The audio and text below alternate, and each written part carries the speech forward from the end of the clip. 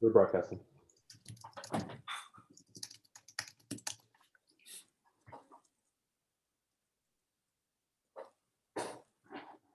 Okay, is there, no, the attendees are still filing in.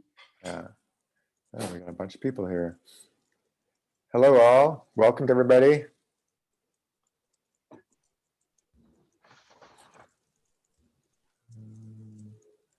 Don't see. Just to the public, we're still waiting for one more board member to hopefully sign, XCOM member to hopefully sign on. That's why we haven't quite started yet, but welcome everybody.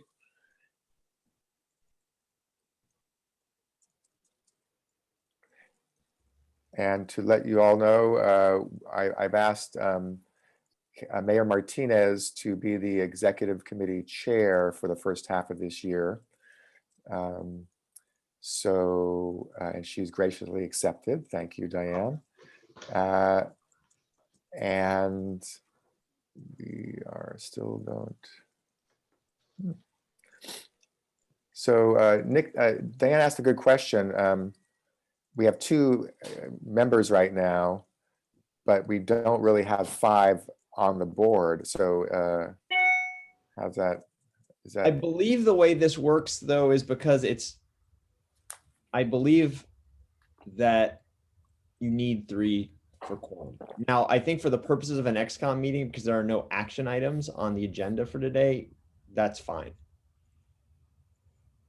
So this would not be a formal meeting per se. We could just go through the items for us in the I public. think if it correct, right? Yeah. Because it is We can't recommend anything, or I believe that's the case because the board has not reduced the size of the XCOM from, it is a 5-person and we just haven't, their appointments haven't been made, but that's my understanding. Yeah, I could quickly ping Inder to confirm that if you'd like though. No, that's okay. I think it's fine. I mean, we do just for the members of the public's awareness. we have a quorum. Oh, is that Dan? Yes. There he is. Hi. Sorry for the delay. That's okay. We're all, I know you got other meetings going on, so I appreciate that. Just got out of court. Okay. I hope it goes well or went well. Okay, so Madam XCOM Chair, I'll pass it over to you. Thank you. I have the time as 12:09 p.m. and I'm calling to order the Executive Committee meeting of East Bay Community Energy.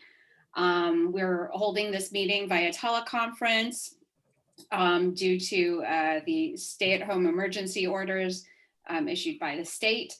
So I think we are ready for a roll call. So Mr. Clerk, would you please call the roll? Yes, Director Ariola. Present. Director Cobb. Here. Chair Martinez. And I am here. Now is the time for public comment. This item is reserved for persons wishing to address the board on any EBCE related matters that are not otherwise on this meeting agenda. Public comments on matters listed on the agenda shall be heard at the time the matter is called. As with all public comment, members of the public who wish to address the board are customarily limited to 3 minutes per speaker. And I will ask the clerk if anyone has submitted written comments. No one has submitted written comments. Okay, and if anyone is lined up electronically, the ways you may do that, if you're using Zoom, go ahead and use the raise hand function. If you're calling in, you may hit *9 to raise your hand and we will call you in order. So Adrian, I will rely on you to go ahead and get our public speakers going. We have 2 speakers, Barbara Stebbins and Jessica Tovar. Very good. I am unmuting Barbara Stebbins.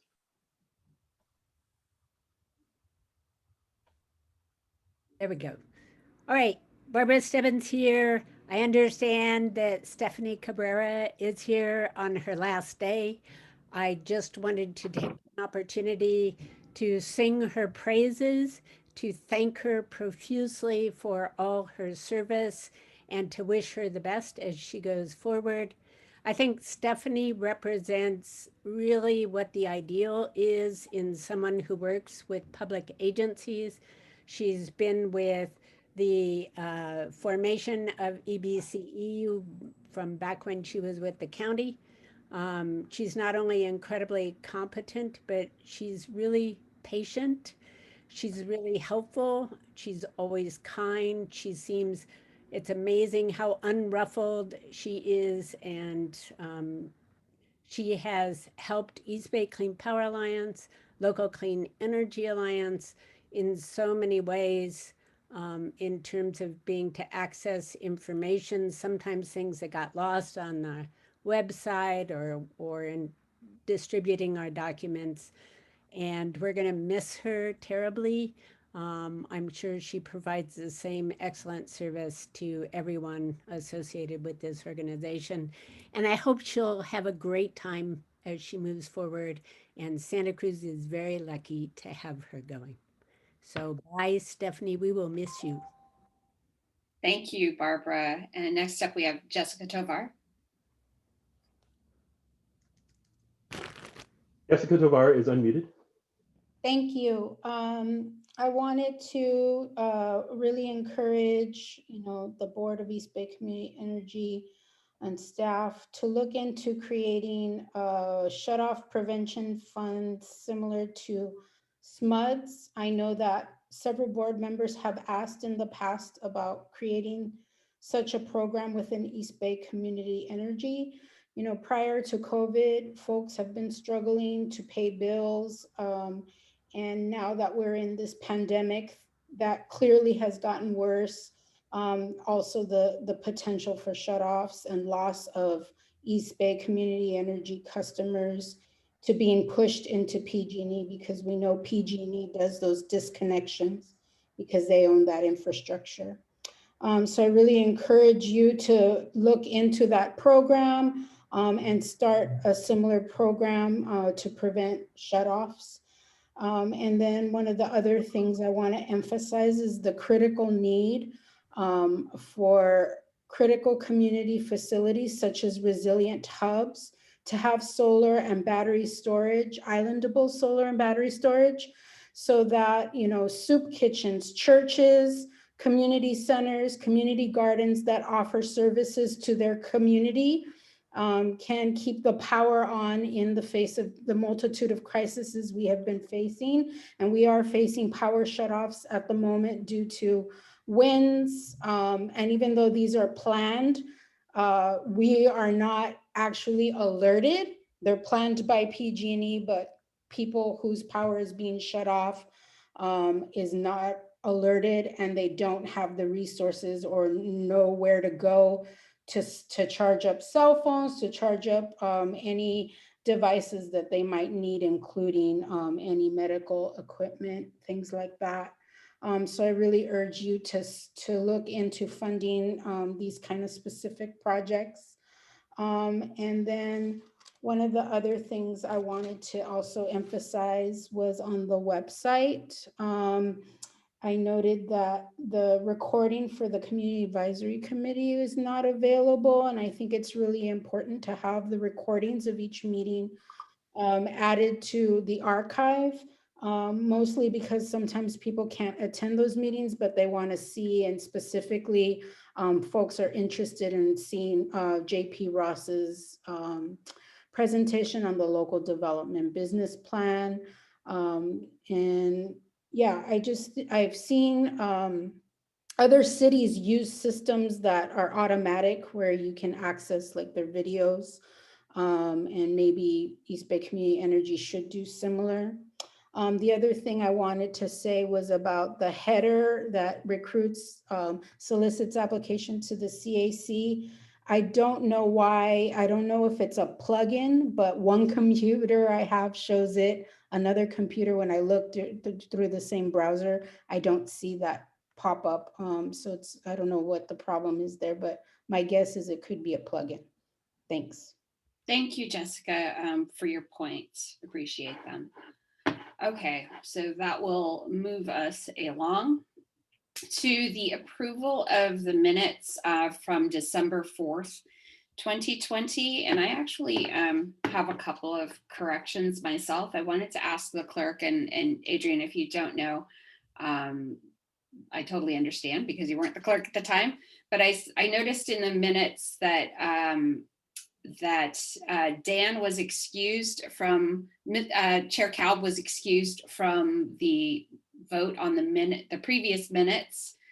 But he was shown that he was in attendance. So I'm wondering if staff knows if that's just a typo from maybe a holdover from a previous. And then I just wanted to correct the spelling on the word weather from the weather in terms of the climate and weather with WHETHER. So Adrian, can you confirm?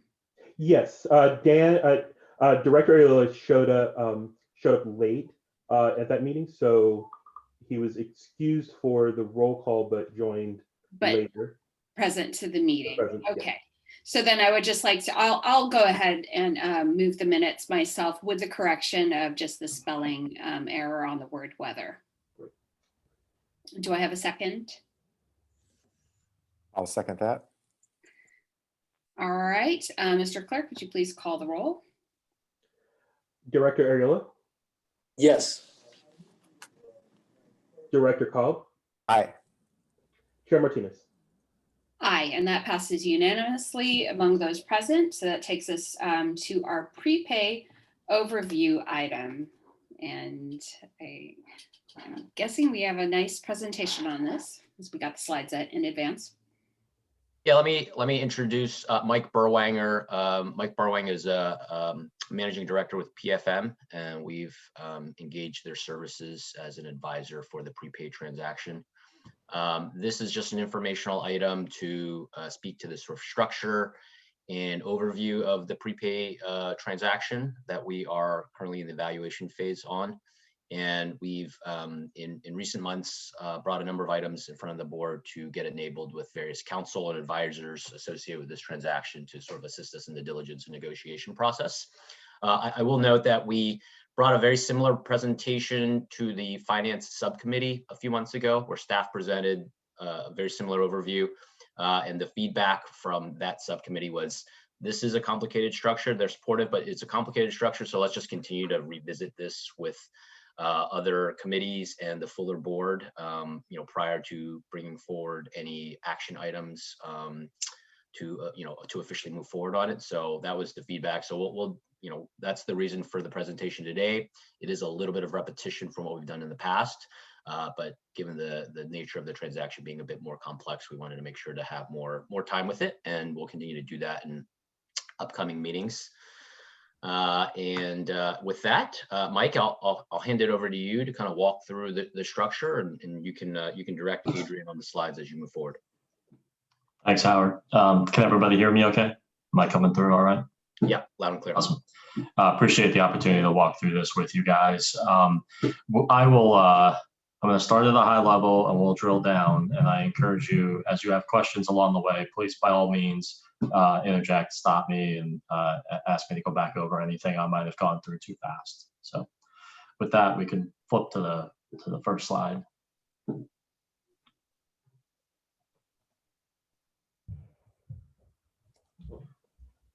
Okay.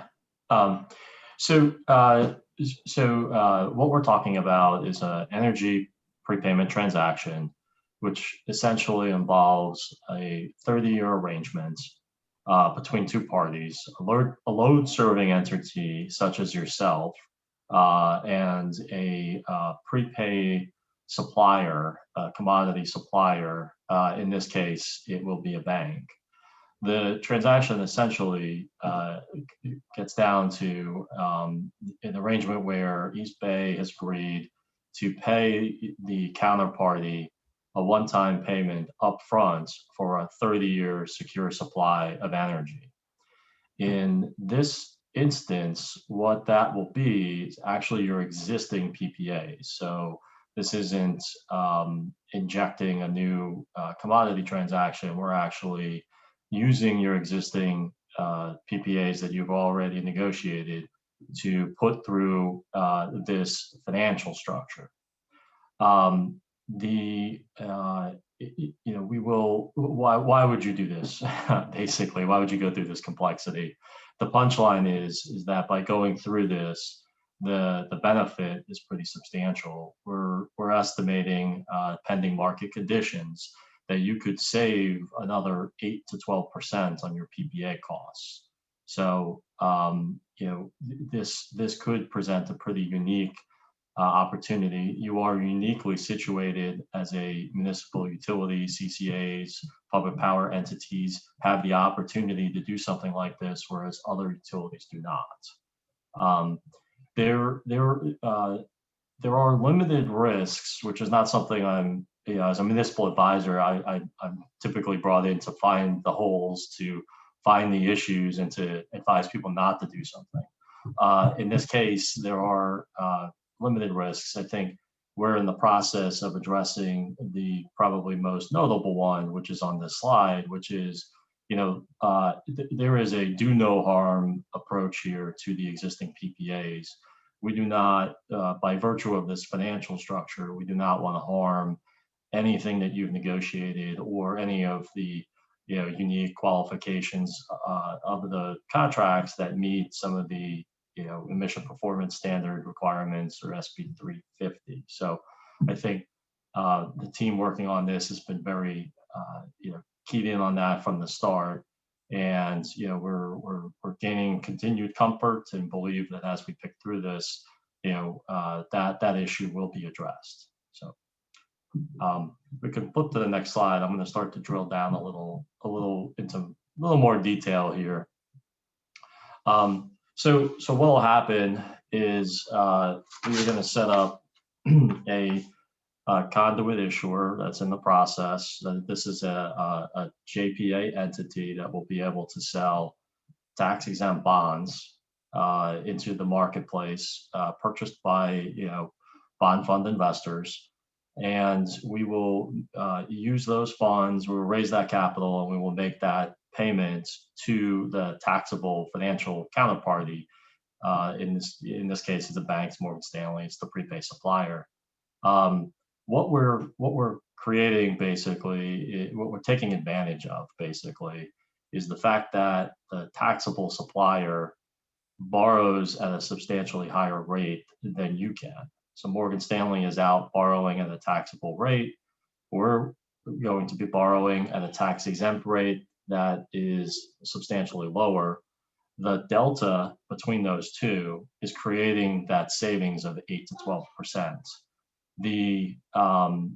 Again, as a municipal utility, which CCAs in California are under the IRS code, you have this unique ability to sell tax exempt bonds.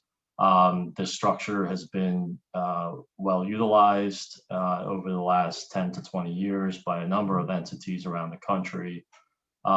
Notably, in California, there have been several municipal utilities that have done this that we've worked with. Some others done 3 of these transactions. Modesto Irrigation District, Roseville, Santa Clara, Scapa, all of those folks, Reading, all of those folks have participated in transactions over the years. Their transactions are slightly different. This can be used for commodity supply, so it could be used either for energy or for natural gas. The majority of these transactions have been done for natural gas purposes historically, although the recent SMUD transaction has been set up to do both gas and energy. What is unique here is that this will be one of the first, to our knowledge, to be exclusively for energy. So I would say that the financial technology here has been well utilized and well proven. The only thing that's really unique about this is that there will be this sort of innovation in of your existing PPAs. I'll drill down a little further on that on the next slide. So how is this going to work? There'll be a feature within the transaction where your existing PPAs will be novated into the counterparty. That all of your rights, you will retain all of your rights. It's a partial assignment or partial novation. all of your rights will be retained. If anything occurs in the transaction that isn't supposed to happen, or the transaction dissolves for some reason, those PPAs will remain with you. That prepaid supplier will effectively be supplying you, the energy from those PPAs through this financial structure over the next 30 years. We talk about some of the downsides, and the key downside is, if anything occurs, you will no longer be getting the discount that we're expecting, that 8 to 12%. But again, the PPAs, this will be structured such that the PPAs will come back to you. You're not going to lose anything there that you've previously negotiated. The debt, we're talking, this could be a sizable transaction. It could be anywhere from 300 to 750, $800 million, depending. That debt, the way it's structured, it will be sold through this JPA that you create with another entity. It will be secured. It's a take and pay transaction, meaning you are only paying for the power you receive. That's no different than your existing PPAs. And if you don't receive that power, you're not obligated to pay. If the counterparty fails in any way, shape, or form, and the transaction unwinds, the counterparty is required to pay off the bond investors. East Bay is not obligated to pay off the bonds. You are not offering a security to that. It is, there's no guarantee. The bonds would simply be paid off by the counterparty. The investors would be looking at the bank in this instance, not East Bay. I would say that this has been unfortunately tested during the Lehman Brothers bankruptcy. There was a transaction that went through that bankruptcy process, and I would say that the transaction played out exactly as expected. The municipal issuer in that instance, it was an entity out of Georgia. They did not, in any way, shape, or form, have to pay any money to the bondholders that were holding those bonds as Lehman went bankrupt. So I think we take comfort that this is sort of been unfortunately tested for that entity, but going forward, we feel pretty good about the way it's been structured. I'll fast forward to the next slide here. It's a little busy. You'll have to forgive us, but this is the boxology behind what I just walked through. So in the middle green box, the municipal conduit, this is the JPA that you will create with another CCA entity. That entity will sell tax-exempt bonds to the marketplace. The proceeds of those of that capital raise will be handed over up front day one, that closing, to the prepaid supplier. That prepaid supplier will essentially also receive the novation of your contracts, and what you will receive is the same energy you have been receiving under those contracts, but it'll be but you will be in turn paying a discounted price for that energy of potentially 8 to 12%. That, I know this is slightly busy, so I'll maybe just pause there so folks can sort of see that. I can come back to this, or I can stop if there are any questions. I think we could save the questions for the end of your presentation, Mike. Okay, happy to do that. Thank you. So we could flip to the next slide then. So I've alluded to this already, but I think it's important to understand that from a financial structure here, you are not blazing new grounds. You could be one of the first CCAs to do this, but you would not be the first municipal entity to do this. There have been over 90 transactions. There's been 50 billion of these done nationally over the last couple of decades. And again, as I alluded to, California, these have been very widely used by the municipal utilities for almost $6 billion. And again, primarily for gas commodity. There are a handful of banks that are active in this space. They're noted on the slide. They're all investment grade rated financial institutions. some of these folks are, active in the commodity markets and are familiar to you in that way. Again, just because this has been used for gas before primarily, the IRS rules are very clear, saying that it does allow to use this for energy, which is the intent here. So we could flip to the next slide, which I think is one more down. There we go. So we talk about the benefits and the risks. Why would you go through this? The benefits, again, really are that 8 to 12% discount. That's really the crux of the benefit here to going through all of those boxes. The other thing is that, again, this is a very well-structured financial transaction where the risk allocation is really put on the other counterparty. So the downside for East Bay is very limited. The debt is not recourse to you. I know that's a bit unusual, but it is not recourse to you. And then again, there have been several entities, neighbors of yours, that have been comfortable moving forward with these. But if you flip to the next slide, there are risks. Again, we feel like they're limited, but there are definitely some risks. I think the loss of savings is the massive one. You could be a few years into the transaction and getting very comfortable from a budget perspective, having this cost advantage, and it could be, you could lose that, which means you're back to square one with the original price on the contracts. There's a substantial investment of your staff's time here. This is, it's been ongoing for quite some time. We'll talk about that. There's about a foot of paperwork. I'm not exaggerating. It's about a foot high that folks are picking through. So, I could tell you that, it takes several months to get through it. And, that investment of time would be lost should anything happen here. There are, fortunately, again, well-structured, there's been very minimal out-of-pocket costs here paid to date. All of the consultants that are involved are largely contingent on a successful closing of the transaction. So should something happen where this doesn't go forward, you're not out of pocket, but for $25,000 to $50,000 approximately of the exploration costs.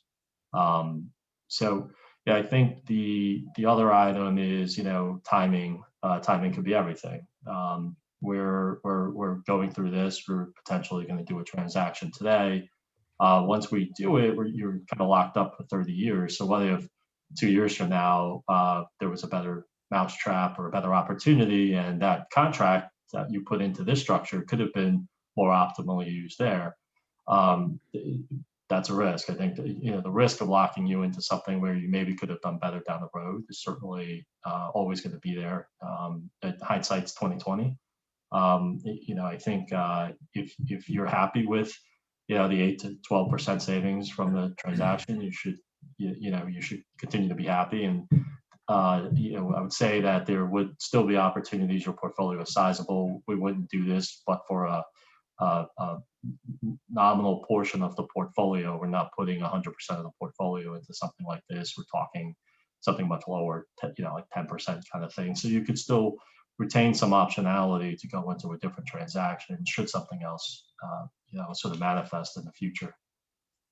We feel at this time, though, after a healthy exploration period, that at present, the opportunity that is before us that we're negotiating with the counterparty is the better option and is the best opportunity that in the market right now. So I'll just go on to kind of who's involved. We can flip a couple slides here. I've alluded to a couple of names throughout. I think, as Howard alluded to, several of these items have come before the board. There's counsel on board, Zora Carrington, who will serve as the counsel for the bondholders. The bond and tax is very important here. You have the preeminent firm on the tax matters here offering their opinion. The parties have also hired Chapman and Cutler. They're going to serve as both disclosure and issuers counsel. So they're there to make sure that your disclosure is proper to the marketplace, and they're there to help negotiate the best terms for the transaction on behalf of East Bay. Morgan Stanley was selected as a prepaid seller. through a pretty extensive RFP process. There were, 3 counterparties that were sort of shortlisted and interviewed, and there were several rounds of follow-up questions. And, I think, there was a very thorough vetting. Morgan Stanley bubbled to the top for a number of reasons. And they have a great track record. They're one of the top 3 in this space in terms of doing these transactions. So they're very credible and obviously are familiar to you just in the commodity space as well. You have a partner here. Silicon Valley has been looking at this with you. The expectation is that both parties would proceed together in the transaction. Everybody has been through the RFP process together and is currently at the table sort of working through some of the documentation. As Howard said, you've hired a municipal advisor to watch your interest from a financial perspective. That's us. And then I've alluded to this conduit. You're in the process. There's a group working together as we speak to form a JPA that would actually issue the bonds. We could flip to the next slide. On that topic of the bond issuer conduit, this is the group. There's 4 of you guys right now kind of working through it. I think why are you doing this yourself? Why another JPA? One of the structural features to keep this, non-recourse, to keep it off balance sheet, to keep it away from you. You could sell these yourself, but in order to have all of these other, benefits come with it, it's better structured to have it set up through a conduit, not on your own name and your own books. It's particularly necessary here because you have a business partner in this, so you need a JPA to accommodate the 2 entities. There are alternatives in the marketplace. There are other entities that have been constructed for various reasons over the years that are used by municipal issuers in California to sell bonds. They could be used.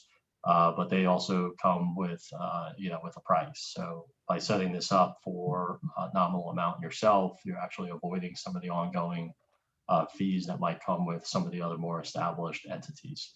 And I would say everybody familiar with debt issuance at the local level, it's pretty standard for folks to set up some sort of JPA, even at the city level, a financing authority, maybe the more familiar term to you. Those are pretty commonly used in California. Hey, one comment I would just add there, Mike, is that as a status update to the board, this idea of a conduit, we're in the process of structuring that currently. We have not brought that to the board yet, but I would anticipate sometime in the next 1 to 2 months, assuming things can go smoothly in that process, we probably will take an action item to the board for approval of entering into this JPA agreement.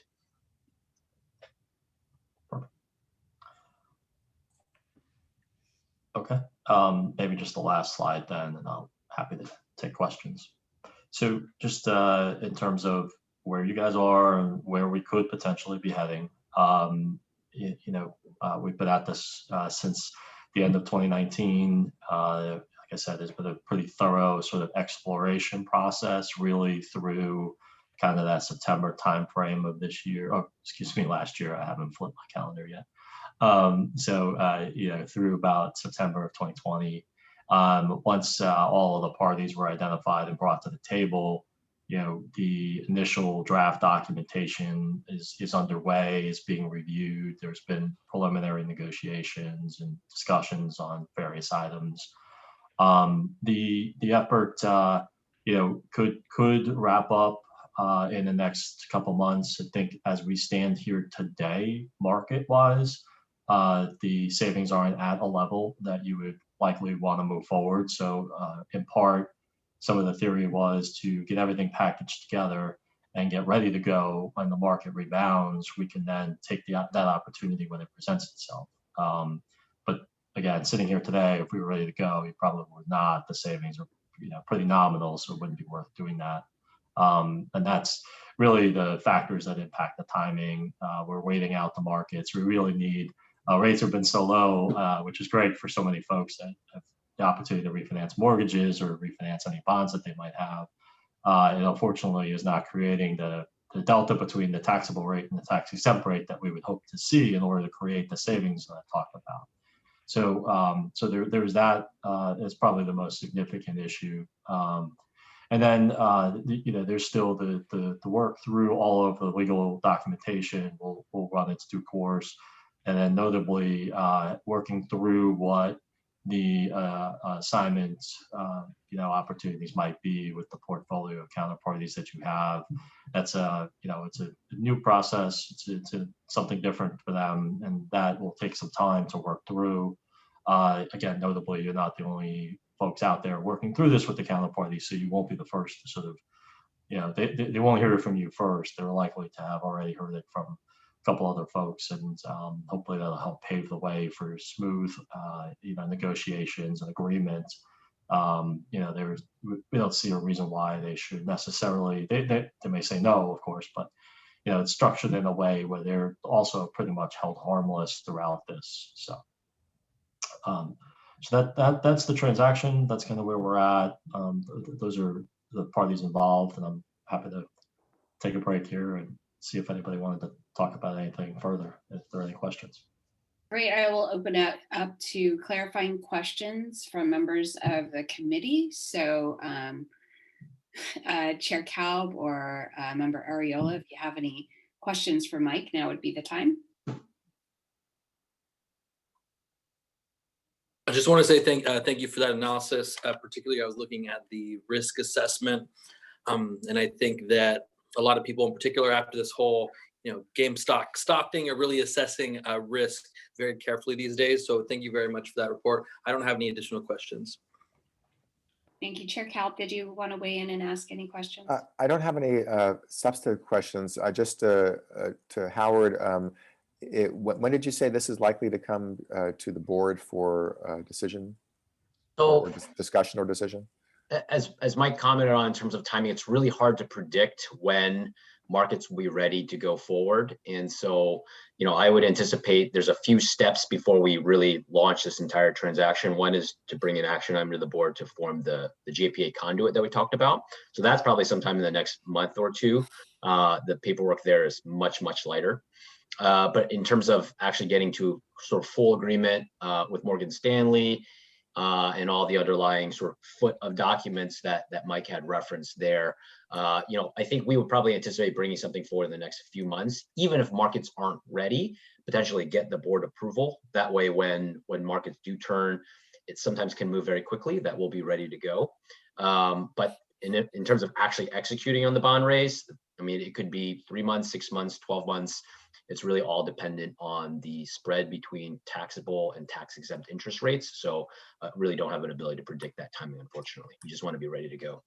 Okay, and through the chair, is there a plan to also present this as we get closer to possibly doing this to the finance committee of our board? Yeah, I think as based on the feedback that was provided us before, which was from some of the finance subcommittee members that are no longer part of the board, actually. But the feedback was, this is a complicated structure. Let's bring it back to the board several times informationally before action is required to make sure to educate them. So this was just kind of the next step here, was to meet with the executive committee. I think we would bring forward another item with the subcommittee meeting, the finance subcommittee. And then we would also take an informational in front of the full board at some stage to cover very similar details here. Obviously, as this progresses a little bit more, maybe we'll add a little bit more detail into the presentations, but generally the same level of information. And then following that would then be some action items in the future. Okay. And I think the part of the slide that talks about risk. Excuse me. That's a sneeze. The part of the slide that talks about risks and benefits, I assume if there's an informational paper that you're handing out, that we can get a little more detail of the risks and benefits, especially risks. Yeah, we can certainly. I don't know that there's a white paper type of analysis, but we can certainly elaborate on details here. I think this was more of an initial presentation, and future presentations, we can certainly continue to add on more color based off of some of the deal specific aspects and other details. Okay, thank you. No more questions. Thank you. And I'm pretty sure I know the answer to this question, but I just want to confirm that the only financial instrument that we're contemplating here is municipal bonds. Is that correct, Howard and Mike? Yes, though there are some underlying sort of swaps related to the overall bond structure that I think are part of it, but substantively it's just to sort of swap some variable fixed rate natures of things, but really it is a bond raise at the end of the day. The only reason why I ask is when, as member Ariola brought up, when you see the word arbitrage in a staff report, and today's news cycle with GameStop and Robinhood, folks, really are with their public money are looking for some security. So that's the reason why I ask, and I hope if there are any significant risks that those will be brought forward to the board as promised when there's a thorough evaluation of those risks. At this time, I'd like to ask the clerk if anyone has submitted written comments on this topic. Not received written comments on this topic. Okay, and is there anyone with their hands raised to speak on this item?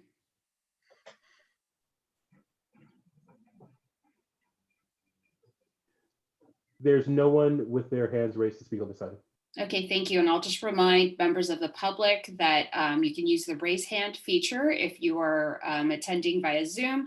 And if you're attending via phone, you can hit *9 to raise your hand, and we will acknowledge you at that time. But this was a great presentation. I want to commend staff for putting together something. This definitely is a complex issue, and I am not a subject matter expert on these financial transactions, so I appreciate the boxology, as you put it, and I will ask my colleagues if there's any further discussion, and if not, I'm happy to move on to the next item. But Dan and Dan, if there's anything you'd like to say in closing, please do so now. Otherwise, let's move on to our next item. Thank you. Great. Thank you, Mike. Thank you. So we've got our 2020 Renewable Energy and Storage RFO update. Yes, and I'll be presenting on this. This is a much briefer presentation, only a few slides, and of course an informational item. So we launched our 2020 Renewable Energy and Storage RFO late last year. We are currently in the midst of it, and so we wanted to provide just a bit of an overview on that RFO itself and provide a status as to just where we are at currently.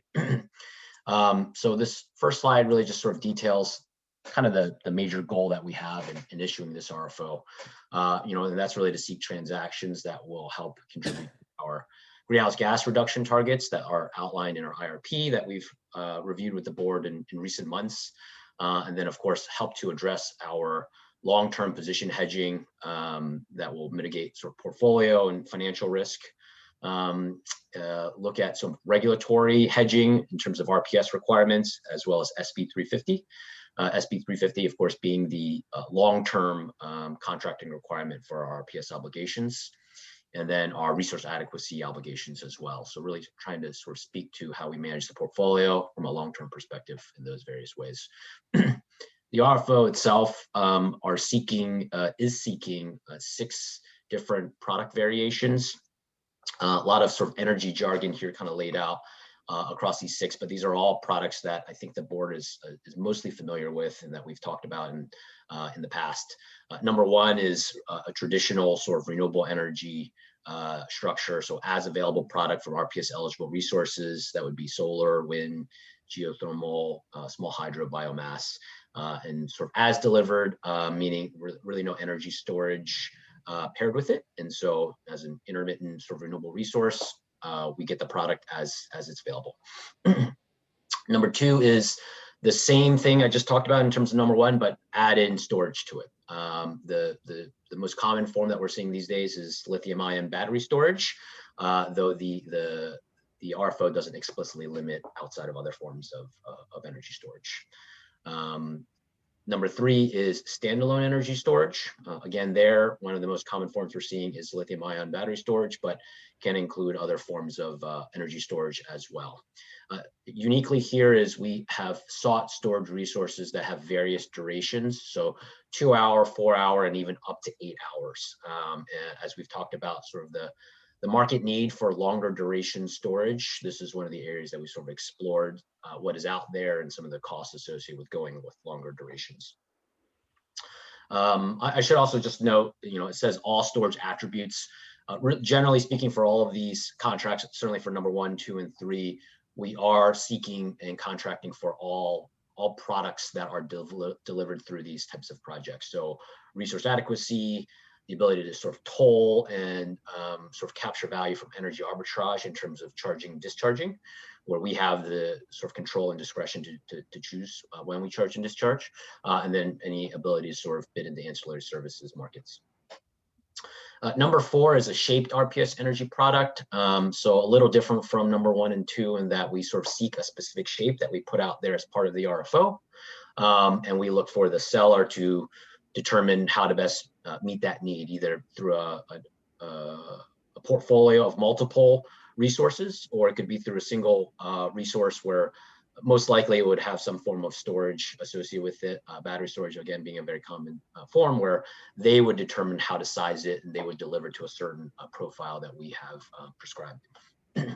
Number 5 is an indexed energy plus RPS attribute structure. That is something that we do a lot of on a short-term basis, where we don't use it for energy hedging purposes.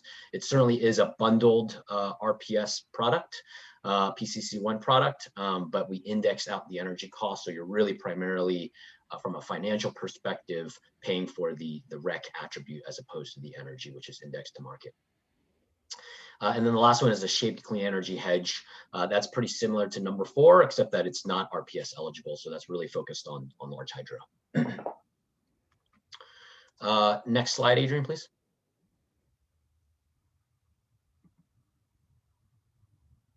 Thanks. This slide just sort of speaks to project characteristics that we're looking for and some of the basic assumptions or eligibility criteria for our RFO. In this case, this particular RFO for location, we are seeking projects that are both within California as well as outside. If you recall, our first RFO that we put out there for long-term renewable energy, that was strictly limited to California-based projects. And we signed about 550 megawatts of new capacity here in California. This RFO is looking at resources outside of California as well. Certainly the predominant focus is within California, but given that we've now built a portfolio and given a need to do a sort of a second big tranche of procurement, we did want to look outside of California and understand what kind of resources can help balance the portfolio best and understand, of course, optimal project economics. So projects located outside of California are eligible for this RFO. In terms of construction status, our first RFO, again, was primarily focused on new resources, new build. And in this RFO, we have allowed for both existing resources as well as new resources. That opens up the playing field a little bit more for some shorter term contracts, say closer to 10 years or even 5 years. And then also opens up some eligibility for, say, geothermal, which is more existing in the market. So a broader approach in this particular RFO. On sizing, anything from as small as 10 megawatts as large as 200 megawatts is eligible for this RFO. Obviously, that's a pretty wide bookend. Will probably be more in the middle, depending on the resource type. But we wanted to go out with a kind of broader eligibility criteria there. And then delivery date, generally the COD dates are between 2021 and 2024. So that we can sort of look at sort of the near-term time frame, but also make sure to look at resources that take multiple years to sort of develop and build. So projects going out as far as 23 and 24. For contract durations, we're looking at everything between 5-year and 20-year. 10-year, of course, is the sort of the threshold to satisfy SB 350, the long-term contracting requirement. So it's generally speaking more focused on the 10 to 15 year, but a wider eligibility range, of course. And then technology, we're looking at renewable storage and large hydro, which I touched on in the various product structures that we highlighted in the prior slide. Next slide, Adrian. Thanks. So just a little bit of information here that we wanted to provide in terms of our participation, what we've seen thus far. We are still in the RFO evaluation process itself, so didn't want to share any more details than what you see here on the page, given sort of confidentiality aspects and just, since it's an ongoing process. But the participation, the response rate was high. We have seen over 70 unique projects and over 400 contract variations. That's pretty similar to what we saw in our first RFO. So we continue to see very robust development pipelines. So that's good. The contract variation approach that we take here is, some IOUs are pretty prescriptive about what they want to go out for in the contract structure. I think our approach is to go out with a standard contract structure so that we have everyone provide a proposal for that particular structure, and that way that makes it sort of an apples to apples comparison as we're looking at proposals. But we very much so encourage additional contract variations from developers for them to propose other unique ideas and structures, as well as we EBCE also sort of note some preferences and asks in terms of contract variations, such as pricing escalators, making it a hub settled project as opposed to a P-node settled project, a different sort of storage duration lengths. So we like to see various permutations of different offers to really inform ourselves and think about how to optimize our portfolio. That certainly creates a bit more work for staff and analysis, but we think as a CCA, we want to be innovative, and we feel that we've had a good dialogue with project developers to sort of learn from them and learn about what new technologies can offer. And we've been trying to be flexible to sort of incorporate that into some of our contracts and such. So we feel that that's been a good approach and a worthwhile investment to really look at sort of the broader spectrum of offers. All six product types were solicited and offered into the RFO, so that was good. We've seen a variety of technologies across solar, wind, geothermal, hydro, and storage. And we have seen, of course, predominantly California-based projects, but excited to see certainly a much broader pool of locations. So we are seeing projects being proposed across 6 different states sort of surrounding California. So, it is a robust sort of set of projects that we're able to evaluate in this RFO. Last slide, Adrian. And this is just a snapshot of the schedule that we have laid out for what we are targeting. The RFO was issued in October of last year, October 2020. Obviously, I won't go through every step here, but we had a bunch of Q&A and back and forth in terms of the process. One unique aspect I will highlight is in the November timeframe, we allowed for an early submission deadline. We did that in order to be able to work with developers on a deadline that CAISO actually has related to deliverability. Deliverability is something that's necessary in order to get resource adequacy from projects.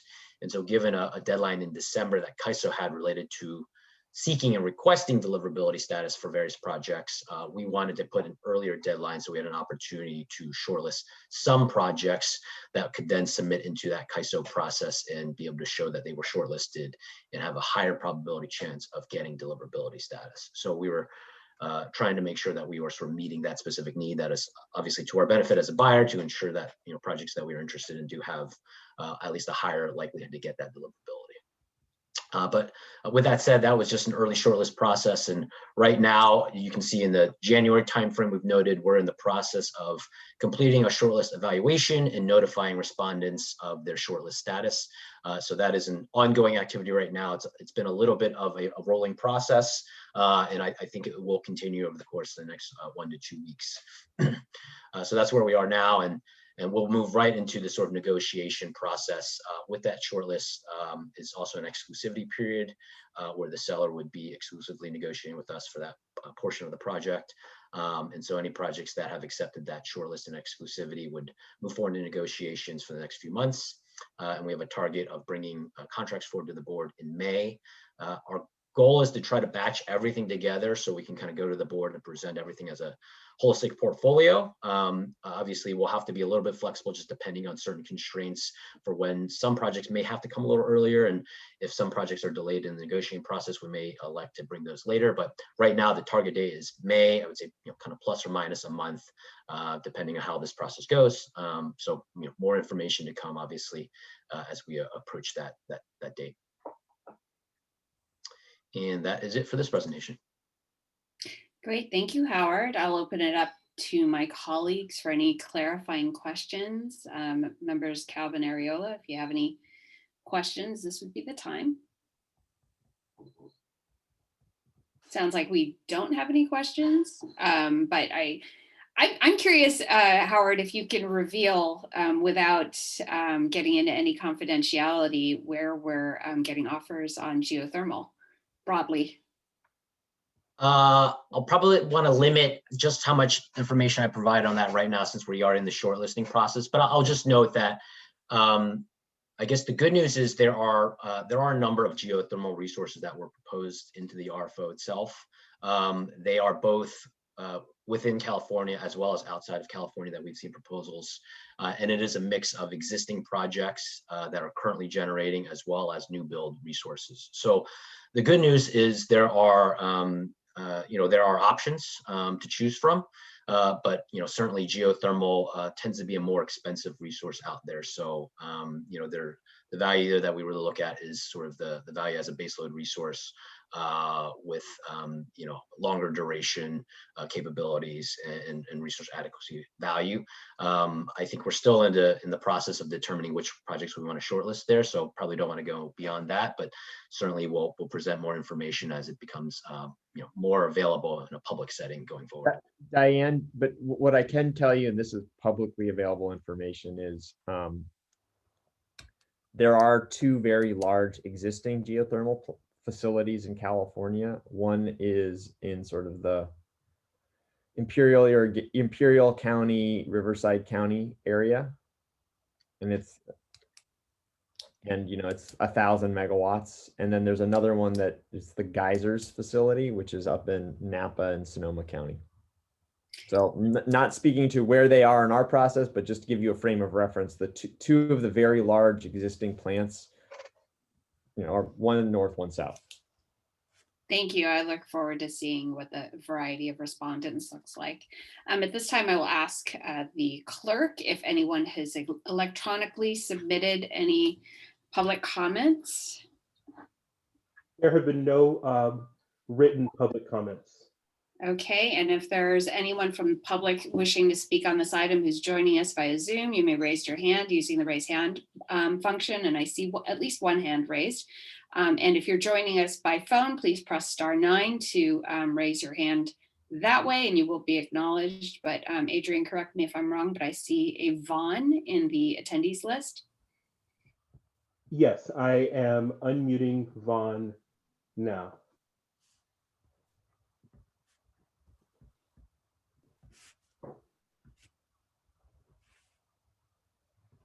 Vaughn, are you there?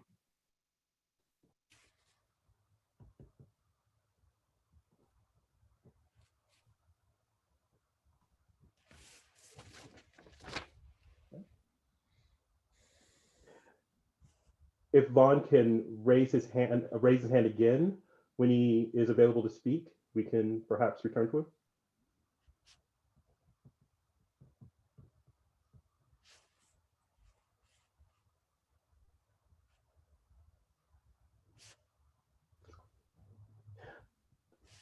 Chair Martinez, if you're speaking, it appears you're on mute.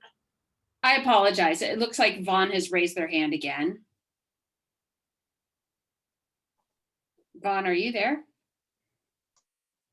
And it appears you're unmuted on our side. So if you can unmute yourself at your station, you will be able to speak. And we'll give you just a few moments to try to do that if you intend to speak at this time. And the hand is lowered again. Okay, but let's move on then. So I'll give another. Madam Chair? Yes. Can we, maybe if we try to temporarily promote Vaughn to a panelist, that might allow him to speak? Sometimes he may have an old version or something. Thank you. Adrian, could you try to do that? I promoted Vaughn. Okay, Vaughn, if you will unmute yourself and if you'd like to speak, this would be the time.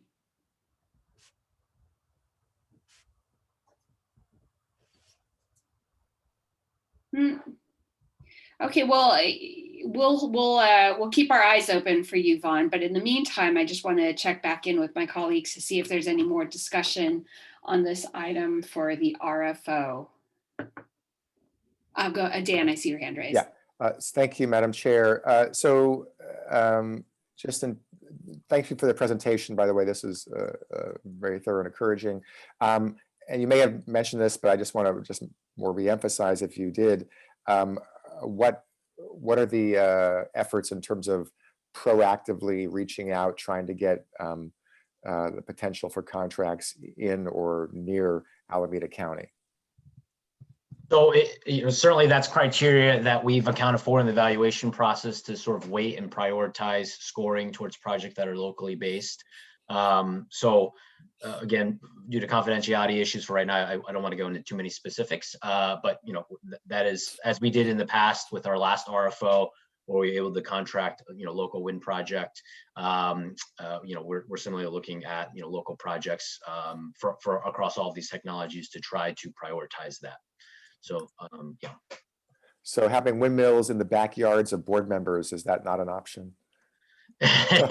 Well, in the greater backyard, if you call Livermore your backyard, that is an option. And I'm sure that your neighbors would have nothing to say to the local permitting authority if you saw him back there. I feel comfortable saying that there are no wind projects in Oakland that have been proposed. Okay. Better off or worse, I suppose. I'm open to whatever works, even along the shoreline, all those things. I know Berkeley was looking at something that was along their shoreline. I'm not sure what the details are there, but anyway, all things are worth considering. Thanks. I will say, I'll just make a note. I think it's perfectly appropriate for me to share this publicly, but obviously given our territory, EBCE staff is engaged with developers that are looking at any potential projects in Alameda County and City of Tracy whether it be as part of the RFO or outside of it, quite frankly. So generally speaking, RFOs don't surprise us too much for locally developed projects because they are certainly motivated to get in touch and make us informed of their projects outside of a formal process. So that the good news is, we're aware of that, regardless. Thank you. Thank you so much. Thank you. And if there is no more discussion, we can move along to our last item, which is item 6. This is net energy metering policy update.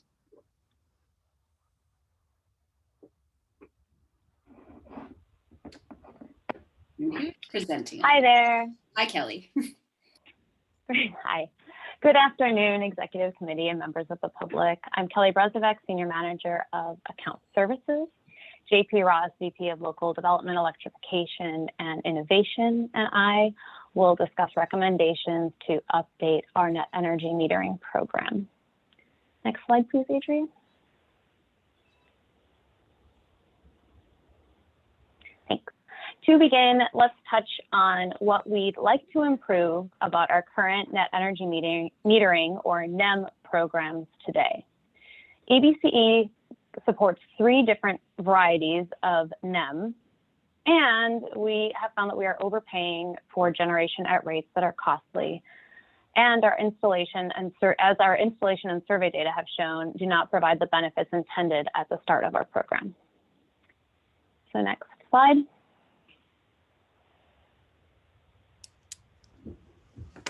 So before I start to describe our 3 NEM programs that we have today, since we're so fortunate to have a new executive committee board member here today, let's just start with one major difference between EBCE NEM and PG&E NEM. PG&E, for the most part, has NEM customers on an annual true-up, meaning that customers accrue debt for undergeneration and credits for overgeneration over the course of a 12-month cycle.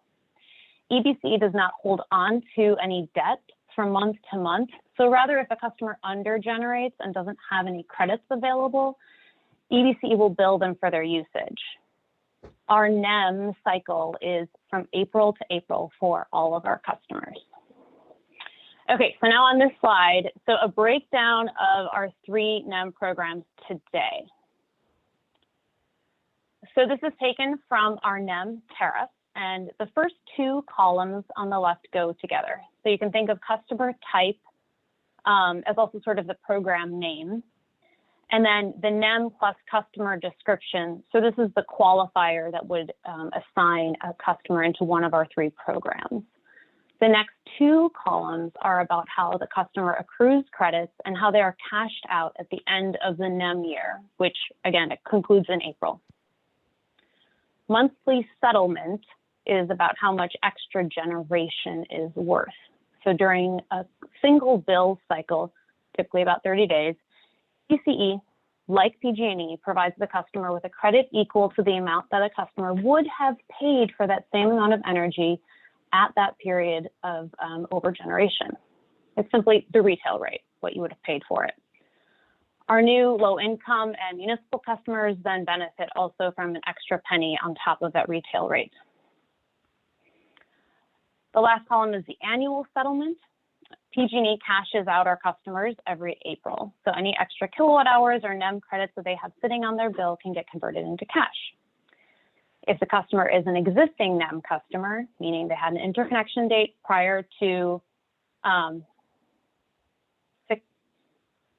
sorry, I think that should be, no, that is, sorry, 6/1/2018, then they are paid out at the net surplus compensation, which is a rate that's determined by PG&E, and it's a wholesale rate, so it's less than retail.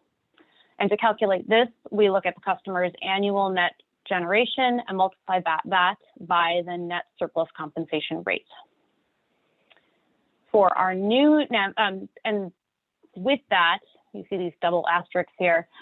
Since EBC is paying customers out at the same rate as PG&E, we also check that our monthly true up, because it's not annual, is not causing customers to receive less of a payout. So we do this program that we call a sweep, just to make sure that we're not paying anyone out less than they would have received with PG&E. The new NEM and new low income and municipal customers receive the amount that remains in their NEM balance since they are paid out at that retail rate. So if we can go to the next slide. With all of that in mind and just how much time it takes to describe those programs, for one, we're proposing the following recommendations. So first, we'll complete this round of true up or cash out for everyone in the program that they're enrolled in today. So we're not making changes to customers' programs that they know they're already getting today. Then all customers, which will include our new communities, will move to a singular 2021 NEM policy. That name's just a placeholder. As we terminate the new NEM program, we'll also close enrollments to the new low-income municipal program and then strongly encourage participation into new resiliency programs that are designated for our low and moderate income customers. The current participants in that new low-income and municipal program would be grandfathered in. So the new NEM offering would then look like what we see here on the next slide. It's just 2 flavors of NEM with a very limited population still in the grandfathered program, but everyone else is in one single program regardless of their interconnection date.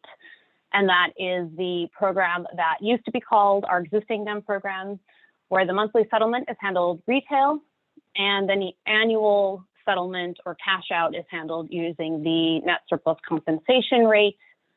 And those customers will then all go through that NEM sweep where we verify that our monthly cash out doesn't do any harm to our customers that could be on an annual program with PG&E. All right, that was a lot. So now JP will discuss the data that we reviewed to come to this proposal. Thanks, Kelly. Next slide, please. So we wanted to, before we came to you and potentially the full board to propose this, wanted to take a step back and understand, is this program, which was launched in order to increase the adoption of solar across our communities, both our low-income and municipal communities and non-low-income and municipal communities, was paying extra, increasing solar adoption? Because if it's not, then it's not achieving the purpose, and we are paying for extra compensation that's not actually delivering what we're trying to get. And so we wanted to do that. So we did a few different kind of surveys in the market to understand, is solar increasing with this program that we have launched? So the first thing that we did was look at solar installation rates across similar communities. So the communities we looked at were in the Tri-Valley and now including Tracy and Newark, which are not in the Tri-Valley, but kind of that territory. So our new communities, Tracy, Pleasanton, and Newark, and Dublin and Livermore, because we have all the interconnection data for solar systems since 2008, but we looked at the most recent 24 months and looked at the installation rates and said, with the idea being, if this policy was improving adoption, then installation rates in Livermore and Dublin would have seen a jump compared to similar territories, similar cities that did not have this NEM rate. And when we looked at that, we basically see that installation rates are pretty volatile. This is a quarterly view. The chart in the upper right is a quarterly view of the installation rates. The area right about just to the right of halfway, the 2018-9, that's September of 2018. That's in the area where we launched our program. We would expect to see some kind of increase, and we've used our data and analytics team has taken a few views of this installation rate. This is a view of installations per 1,000 customers. So it's basically population adjusted.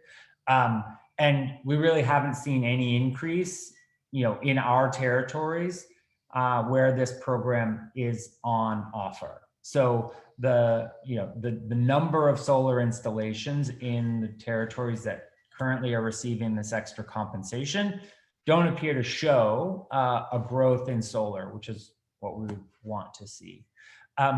We also went and did a survey to our customers who are in the new NEM program. So people who have purchased solar after EBCE's launch in that June 2018 timeframe. We issued a survey to customers and said, please tell us, did taking service from EBCE and our NEM policy have an impact on you buying solar? And the response we got back, this was to 250 customers, was that 89% had, it said that it didn't have an impact on them, on their decision to purchase solar. A few people said it decreased their interest. 9% said it increased their interest. So the vast majority of customers are either not aware of it or it doesn't impact their decision to purchase a solar system in EBCE's service territory. And then the last thing that we did is, in some of the other work that we're doing on our solar and storage programs, one of the major kind of quoting tools that a lot of the companies who sell solar in our territory use is called Energy Toolbase. And Energy Toolbase has EBCE's rates in their system, but it turns out that they don't have the kind of retail crediting and monthly true up process, which is a pretty kind of nitty gritty detailed set of calculations that they would have to change. They basically said, oh, we just look at your rates as if they're compensating similar to PG&E, similar to PG&E's annual true up process. So what that told us is that, people aren't even kind of, when they're looking at the financials of going solar, they're not looking at the financials as if they're getting this extra retail value for solar, because it's not even built into the tools that they are getting, quoted by solar installers with. So we kind of looked at this from 3 different areas and said, it really doesn't look like this solar policy that is currently costing a lot of money, and we'll get to that in a little bit, is delivering on the intent, which is to increase solar adoption. So that was one finding as we've been kind of understanding what the impacts of this NEM policy are. Next slide, please. So as Kelly mentioned, we do currently pay out extra retail plus a penny per kilowatt hour for low income and municipal NEM customers. That's an additional amount. So far has been very small adoption rate, and we would not plan to change that for existing customers, but we would plan to close it for new enrollments, and instead, focus our outreach activities on our resilient home and the municipal critical and municipal program procurements that we are working on with our cities that will provide value to low-income customers and to our cities who are putting solar and storage, looking to put solar and storage and solar on your properties, because now we essentially have a set of programs that does the same thing in promoting solar and storage across our population, but it's a little bit more targeted than this kind of shotgun approach, which doesn't really appear to be having the impact and the benefit that it was proposed for. And there's, as we said, a small number of customers have participated in this, so we wouldn't close that to those existing customers, because if they have banked on the extra value, then we don't want to take that away. Next slide, please. This is some detail on the existing NEM policy for our existing customers. The cash outs are not huge. The dollar amount is with existing customers pretty small, but again, can be worthwhile and certainly something that we wouldn't want to be taking away. So again, our plan with low income and existing NEM customers in that program would be to leave it going, but close it to new enrollments. Next slide, please. So the financial impact of this is pretty substantial. So the chart here is for customers that we analyzed for whom we have 12 months of usage. So the only way for us to really calculate the full impact of this extra compensation is to look at customers who we have enrolled, and have 12 months of data for, so we can see what their whole year looks like. And when we did that for about a third of our customers, which we have 12 months of usage for, we see that in the non-residential space, our new NEM policy pays out about $77,000 a year, whereas the proposed 2021 NEM program would pay out about $13,700. Similarly, on the residential side, it's a much larger set of customers, smaller payouts, but larger number of customers.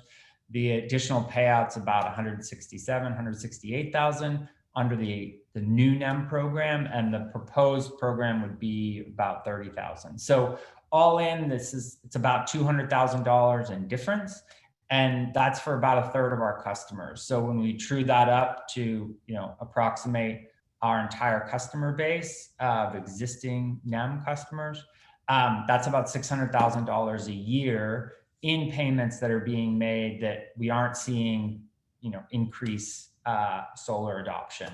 And so those are dollars that we think can be spent in better ways across the organization. So that's a description and, showing kind of how we got to these figures. There's lots of complicated calculations that go on the backside of this that we've been reviewing to make sure are correct. And we're confident with the figures that we have proposed. We won't know the total extent of it until we have 12 months of usage for everybody. But this payout we are still expecting and planning to do this year. It's going forward that we would plan to change to the new NEM policy. Next slide, please. So yeah, this is a little bit more of a description of what we basically just described. One important thing that Kelly had described is the sweeping process, where we make sure that our monthly true ups, keep customers at least at their PG&E level of compensation. So we can say without a doubt that customers are at least as good as they would be if they stayed with PG&E. Right now, that's a manual process, and we're planning to automate that so that we can make sure that we continue to run that and can say unequivocally, customers are at least as well off with PG&E as they are with EBCE. And we expect that this program will save about $600,000 a year. And that number would, if we didn't change this policy, that number would continue to grow. So we add about 6,000 new solar systems, new NEM solar systems every year. And right now those are all being enrolled on the new NEM program. So that debt, this cost of 600 is based on the current population. As we grow, new communities, that would put a slug into this new NEM program. And then, just the natural growth of solar would also continue to build this expense. And, again, we feel like this money can be better spent delivering, on either savings to customers through the overall budgeting process or through the programs that we have on offer now, our resilience programs. And, we'll plan to, think about how we spend this money through the annual budgeting process, which we'll certainly be bringing back to the boards for the next budgeting cycle. Is really, isn't impacting our FY21 budget in a substantial way because we're going to pay all this out come April. But we want to bring it to you all, have this conversation, and have time to bring it to the board because we think that it's important, prior to enrolling new communities, that we have a simplified process that we can, roll out and offer, and that doesn't continue to kind of dig this hole a bit as we go forward. So eager to get your feedback on it. I think that's the last slide we had, and happy to take questions. All right, I'll look to my colleagues to see if they've got any questions. Sure, thank you. I just wanted to say thank you for putting into the slides related to our low income programs. One of the things that I had heard from Tracy, particularly as a new community coming into EBCE, was hesitation around, are they going to be losing some of the benefits that they were getting from PG&E? So I'm glad that we're prioritizing that and publicizing it. And as we move forward, I just really want to make sure that, particularly for our new communities, that people are aware of these efforts and have access to the resources they need to facilitate that. So thank you. Yeah, I would say, we in the local development updates that we didn't get to at the last board meeting, and hopefully we'll get to in the next board meeting. We do talk about new communities and program enrollment, and there's a lot going on, with our across the board with the TOU transition and EBCE enrollment and programs. And so how we can reach out to new communities about our program offerings, and we're eager to roll them in, and we need to certainly make sure that communication there is clear and coordinated, so that people are kind of getting the right message. But we certainly are very eager across all of our resilience and transportation electrification and efficiency programs to get our new community members enrolled in as soon as we can. Okay, Chair Cal. Thank you, Madam Chair. Thank you, Kelly and JP, for the presentation. I guess just a kind of a broader question. This is very helpful information. What more can we as a board or we as individual board members do? And maybe maybe I take a step back.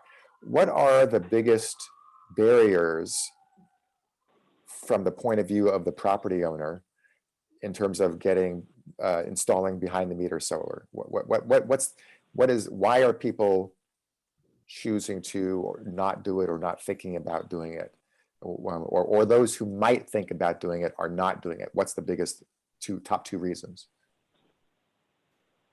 Well, Dan, as somebody who spent like 10 years selling solar to customers and trying to build commercial programs, that there's a long list there.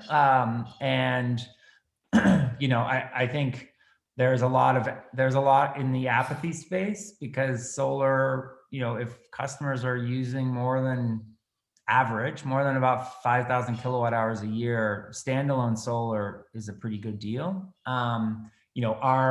We as an LSC kind of have a joint purpose here, which is like solar right now is really cheap. As you know, looking at our contracts, like getting a bunch more midday energy for us as an LSC, and frankly, from a carbon perspective, unless we put a bunch of EV charging and buildings that use electricity in the middle of the day, like the carbon value of that isn't great. So that's why we really want to focus on resilience and storage, because we can move that clean energy later on in the afternoon when it's expensive and we use a lot of carbon intensive generation sources. So I think that the standalone solar question is a little easier to answer, but the solar and storage question is actually even more complicated because there's extra cost. But that's absolutely where we need to go, and where PSPS events and fires and windstorms that put a lot of people out of power over the last couple of weeks. These are things that are going to, I think, be driving that conversation. It's a big list of things that is impeding that. I think our activities on the resilience program fronts are, we're finding new and creative ways to, make that an easier yes. And to have, some more relationship ongoing with the customer about how we can best dispatch that energy to reduce costs and reduce carbon in the county. So thank you. Yes, thank you for that answer. If there's anything among the list of barriers, roadblocks, reasons why people choose not to do something that they actually think about doing, if there's anything in there that we as a board, or we as individual board members, or we as members of city councils can do, please don't hesitate to share that with us, suggest that to us, make a presentation about it. I think all of us, yeah, Nick. I was just gonna say the one thing I would really highly, and I just had to log into my phone, so I may have, if I interrupted you, I apologize. If I don't, I feel like I might have, because I kind of came in mid. That's okay. I was just gonna say, local permitting is absolutely something that increases costs, and so continuing to partner with us to try to streamline your permitting of solar is absolutely something you can do to help. So Nick, I know there was a bill that passed and a law requiring local jurisdictions to make some progress in that. And I think Oakland and probably all the other cities that were required to do something have done it. But if there's even more we can do or should do beyond what's required under state law, by all means, if EBCE staff can, I know you already have a lot of work to do, but if there's like some kind of local, suggestions sheet, sample resolution, sample ordinance, whatever that you all could provide to us that would make it even more enabling for residents, for property owners, by all means, I think all of us on the board and our city councils would appreciate any suggestions. Yeah, so I think that's right. And, there's been a lot of work on standardizing and streamlining solar. Storage is presenting some new challenges that, we need to evaluate. For example, the other piece that we have done a lot of work on is the AB 1236 EV permitting that we've gotten the full county kind of across the line on. I think there's one city that's still working on that. But those are good examples of ways that we can, speed this up. I think, we are also working and progressing our municipal procurement activities for critical facilities and having those conversations. And, we will also get some good direct knowledge of working through that permitting process as we go through that activity, which will deliver some good, and I would hazard a guess, painful lessons on permitting solar and storage, with each of our cities, assuming over time, everybody participates. So I certainly assume that we're going to get some good learnings out of that we can circle back with. And, those are activities that we plan to do with, in conjunction and partnership with city staff and, hopefully facilities and permit folks. So those will be lessons we learn together and can take out and back for improvement. Thank you.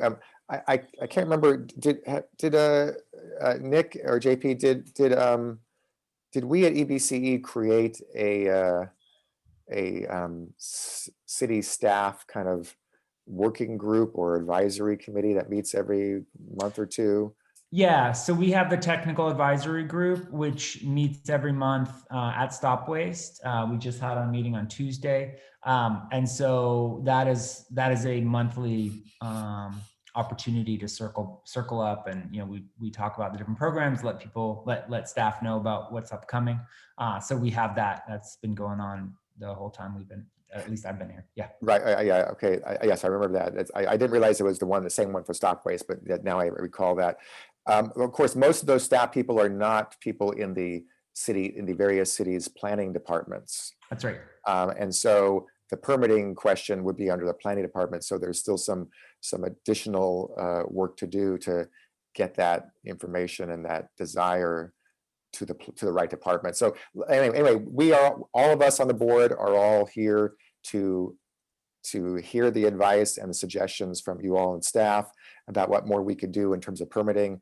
And please don't hesitate to nudge us, push us, help us, suggest things to us. We look forward to that. Yeah. And I mentioned the tag because that's kind of our channel in. Like we'll ask Shayna and Daniel. So who do we talk to at, city manager, city permitting facilities? So, they certainly know that's not the only people we talk to, but that's our easiest route in. Thank you.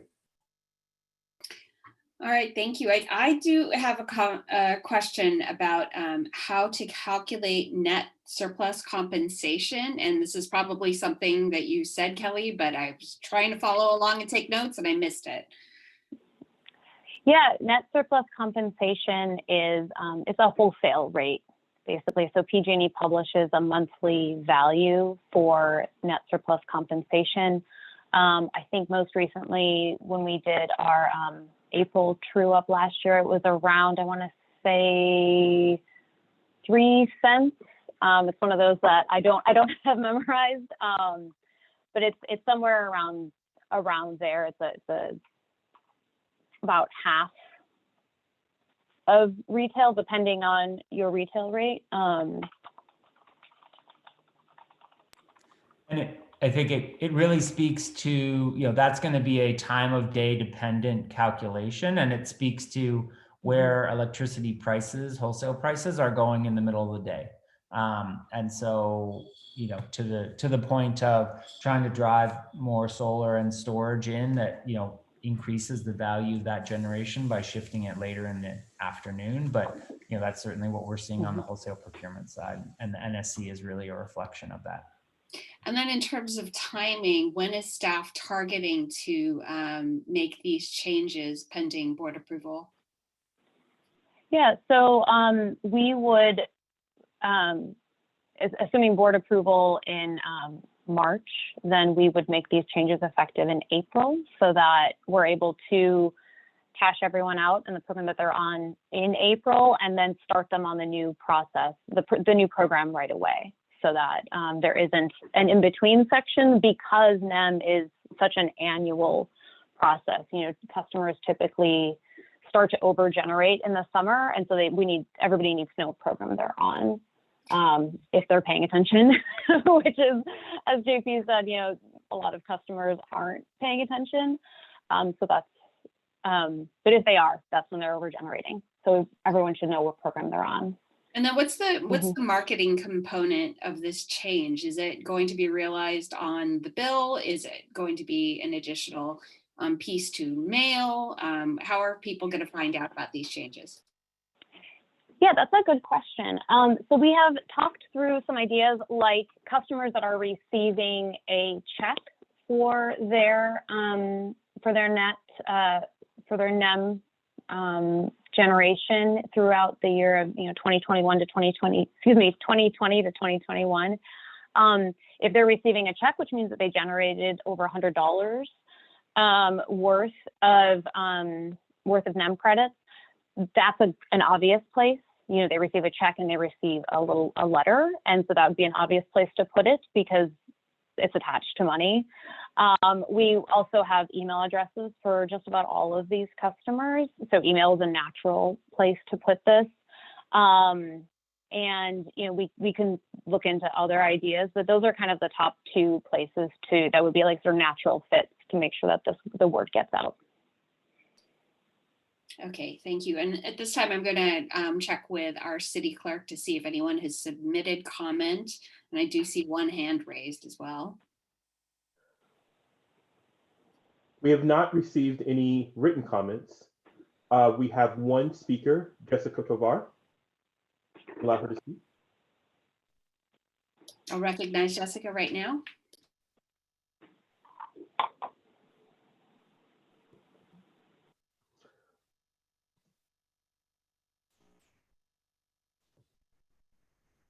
Okay, hi, Jessica Tovar, East Bay Clean Power Alliance. I mentioned earlier about critical community facilities, specifically resilient hubs.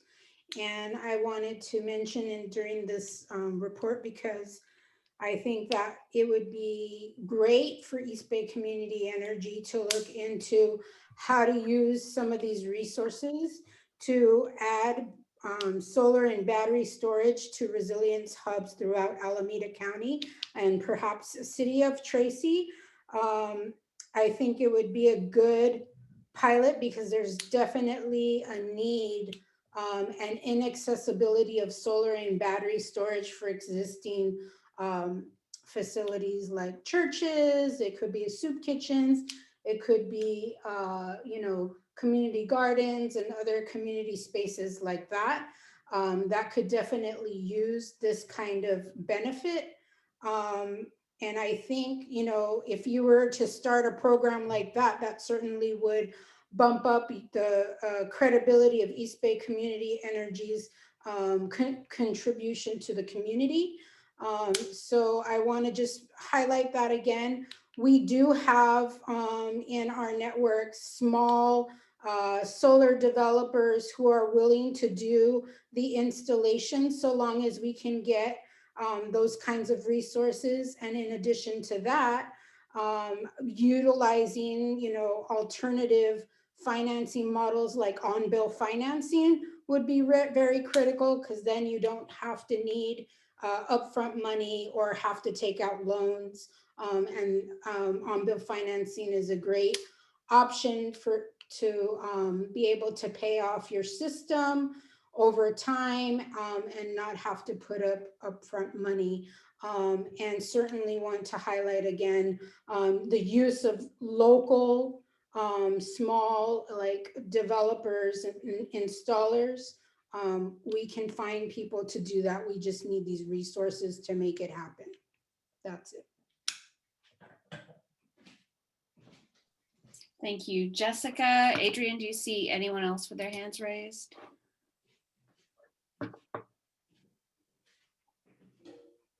All right, I do not see anyone besides Jessica, so I'm going to end the public comment portion of this and just open this back up for discussion if anyone has anything else to say. And Dan, I see your hand is up. I'm not sure if it's, nope, that was from before, I guess. But JP, did you want to close on this? Sure, I could just address that if y'all want to hear what we're doing on that. Yeah, I was going to bring it up just in a request for future board agenda items that, you know, in addition to the shut off prevention idea and that Jessica had brought up earlier, but resilience hubs as well. I'd like to see those ideas at least come back to either this committee or the board in the context of where staff sees fit. So yeah, please do respond, JP. Sure. Yeah. So we have some information on these types of programs that we're doing, and again, we missed our last board meeting, ran over, so we'll have a chance to run y'all through it at the next board meeting. So we do have our critical facilities program.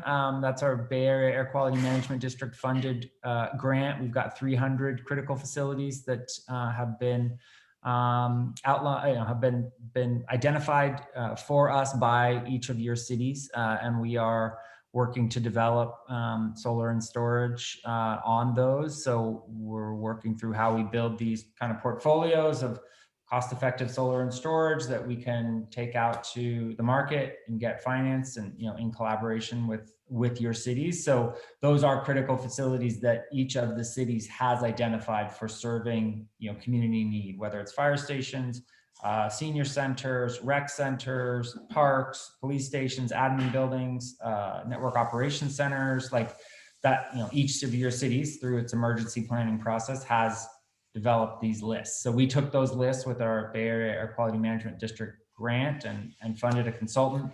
We've identified which loads need to maintain power during outages, and that's what we're sizing up.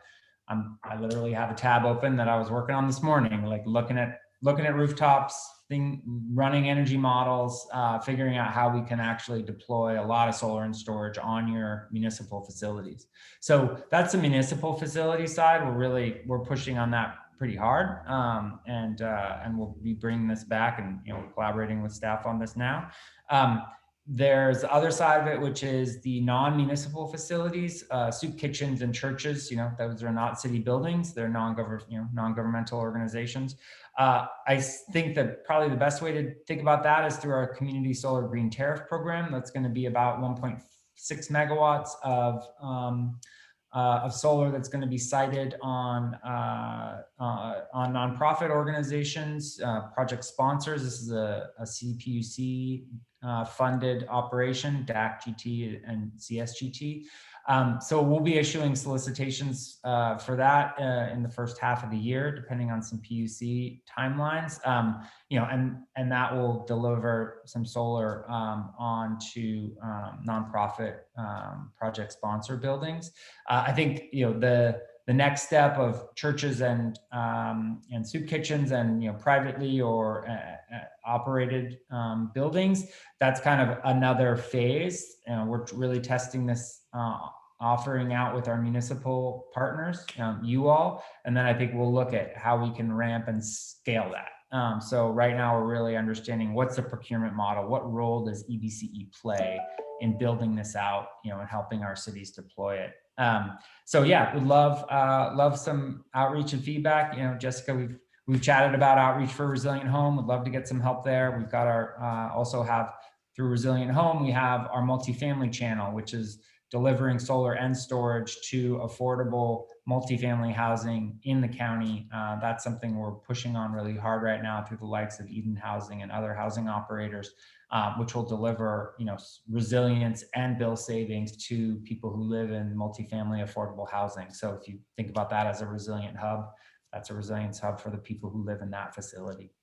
So we've got a few things that are really, in flight right now, exciting things that are, I think, answering this. And, we could talk more about each of these programs when we do our update to the board on the suite of local development activities. And certainly happy to talk further about that.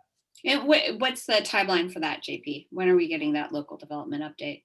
Yeah, so it was February. We were going to give it last board meeting, but last board meeting ran over. So that was the one thing that we pushed. So the materials you have from the January agenda, and we will give it in, well, the plan is to give it in February. Great. Very good.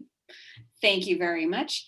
So if there's no more discussion on this item, I'll thank staff for a very informative presentation, and we'll move on to committee member and staff announcements, including requests to place items on future board agendas. And it looks like we'll have the idea of resilience hubs and critical facilities and community solar green tariff nonprofit being updated in February. So the board is going to get that. Do we have any announcements or other requests for items on a future agenda from the committee?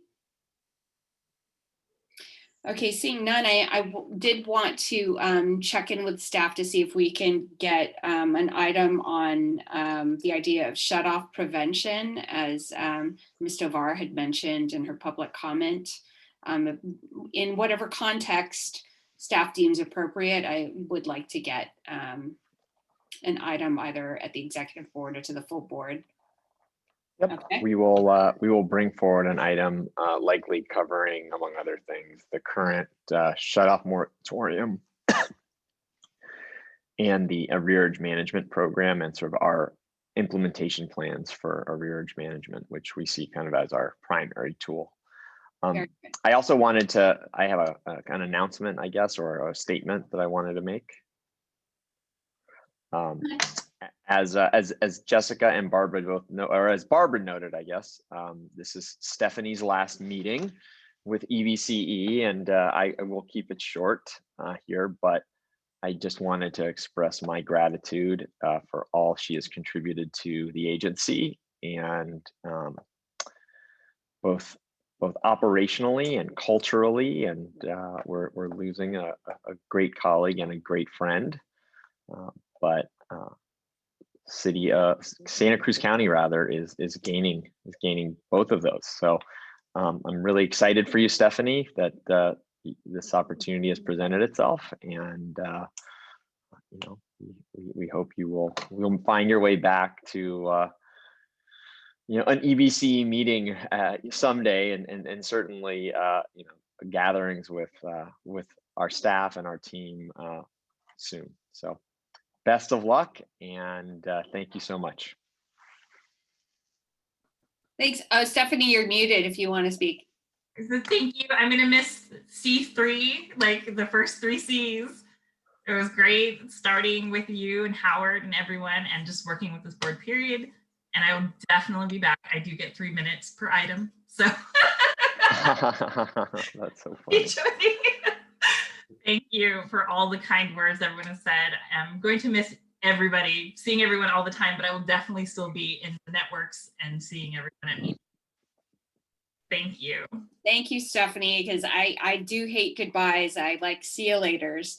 And I just want to also take this opportunity to welcome Adrian to his new position, and we all trust that he's going to do great going solo. And even if there's in the number of missteps that I take chairing a meeting, we'll all have some grace with each other as we get you up on your feet, because you've got some big shoes to fill. So thank you, everybody. That is the end of this meeting. I've got 1:55 p.m. and this meeting is adjourned. So thank you, and see you all next time. Bye all. Thank you, Stephanie. Bye. Thanks, Stephanie. Thanks, Stephanie.